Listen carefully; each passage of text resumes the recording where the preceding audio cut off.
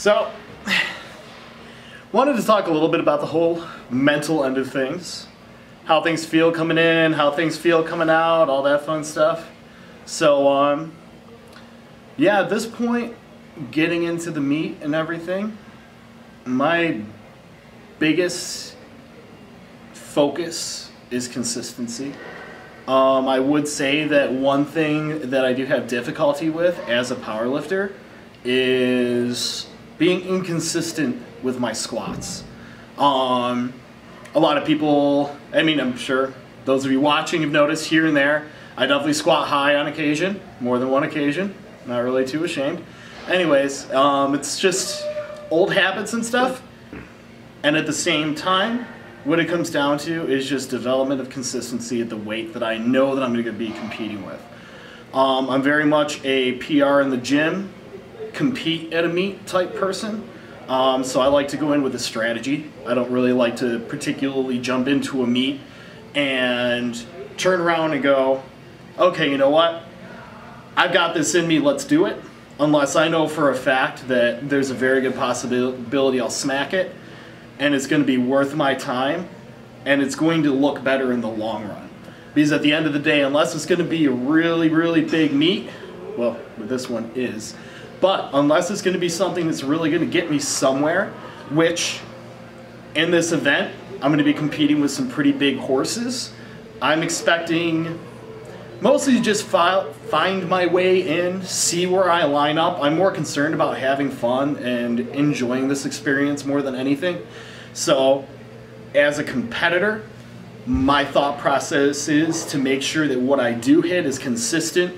What I do hit is competitive for myself, and at the same time I'm putting myself in a good standing that if I really line things up the way that I need to, I'll walk away with some good numbers and I'll walk away with the good Wilks to hopefully put myself ahead of the pack.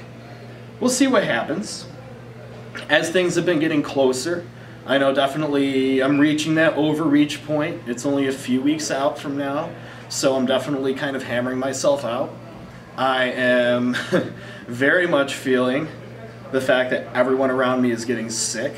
I've been fighting something, whatever it may be, and my sinuses are killing me. This week was really my last true push as far as squat. I'm going to be playing around with like 90% or so over the next few weeks just to try and evaluate consistency for an opener. But at the end of the day, I only ended up reaching what I really was thinking was going to be a logical opener for myself because sinuses are messed up, my equilibrium's out, walking out the squats definitely feeling very unsafe for me right now. And for me, I would rather make it to the meet than make the same mistake that I did back in September and really push past that point and then find myself rehabbing myself and wasting time for months on end. At the end of the day, my overall thought process with powerlifting, it's fun for me. It's a good experience. It's something that I love to do since I was younger. It's something that has been a part of my athletic progression since I was a track and field athlete. And at the end of the day, going into the XPC finals and walking out with something more or less that I have to spend another 2 to 3 months trying to rehabilitate is number one, 2 to 3 months of time wasted on trying to fix myself rather than getting stronger. And number two, 2 to 3 months of limited quality of life and damaging my probability of maintaining and being able to comfortably work in my career set. Because obviously, you damage something lower extremity, you can't press, you can't demonstrate a movement, you can't properly teach something to someone. Kind of defeats the purpose of trying to teach them, wouldn't you think? So, at the end of the day, really the biggest thing that I like to focus on when it comes down to powerlifting is the enjoyment and the longevity of the sport for myself. I want to be doing this well into my 50s and 60s. I want to be doing this for as long as I possibly can, even if I end up with artificial parts and random weird shit put into my body to make sure that my system's actually even running and functioning. But it's just part of the animal that is.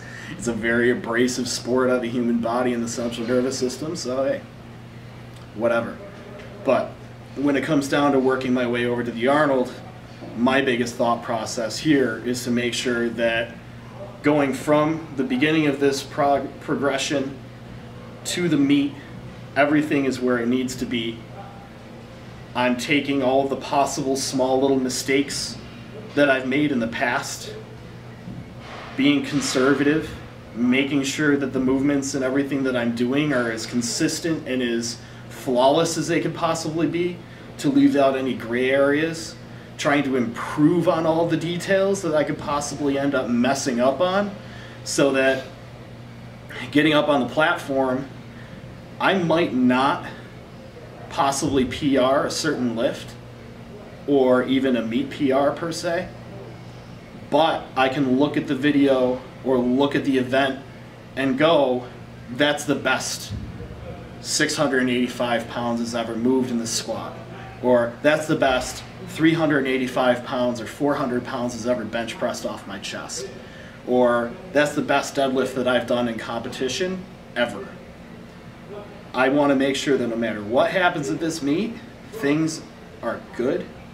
I can look at it and be proud, and I can say that I walked up at the Arnold Classic and turn around and go, that was a good time, it was a good meet. If I place, I place. If I don't, I don't. Not the end of the world. But I had a damn good time, and I enjoyed the weekend with friends and family, and I kept it nice and simple and easy. And, you know, maybe a couple members on Powerlifting Watch or something like that, never hurt anybody. But at the end of the day, the biggest thing that I'm thankful for is I'm thankful for the support that I get from all of my sponsors. I am thankful for the support, even more so from my family and friends. I am thankful for every single person that I get to interact with in the gym every single day. And that's what keeps me in this. That's what keeps my head straight and keeps my mentality moving and going. Rochester, New York isn't exactly well equipped for the strength community.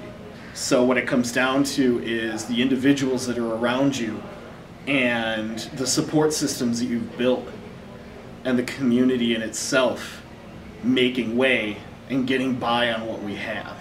Obviously, you've seen me squat out of a hammer strength squat rack. Not the greatest rack to be squatting 700 pounds out of, but we make do. Benching, well, we got an elite FTS bench, but it is what it is.